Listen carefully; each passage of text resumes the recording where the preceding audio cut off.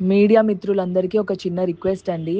ఇప్పుడు friend birthday party అని వెళ్ళితే, మనము అక్కడ ఏం జరుగుతున్నాయో, లేపోతే వాళ్ళకి సంబంధించిన మిస్టేక్స్ అన్నీ మన పైన తోయడం కాదు కదండీ! మీరు గూడా ఒకసారి చూడండి. చూసి దాన్ని బట్టి నిజంగా ఏమన్నా ప్రూఫ్స్ లేపోతే ఏమన్నా మనం గూడా ఏమన్నా మిస్టేక్ చేశామని తెలిసుంటే అప్పుడు మీరు నా ఫోటో వేస్తే బావుంటుందండి. కానీ ఎలాంటి ప్రూఫ్స్ లేకుండా మీరు నా ఫోటో యూజ్ చేసి ఇలా నెగెటివ్‌గా చేస్తే నా కెరియర్‌కి ఎంత ఇబ్బందండి. ఎంత కష్టపడి I have come this far.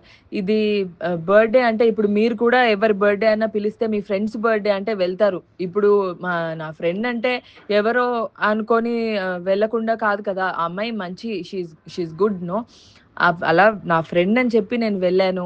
అలా అక్కడ జరిగిన సిట్యుయేషన్స్‌కి నేను బాధితురాలిలాగా ఇప్పుడు నా ఫోటోని మెయిన్‌గా ఇలా ఫోటో పెట్టి మరి చేయడం తప్పండి.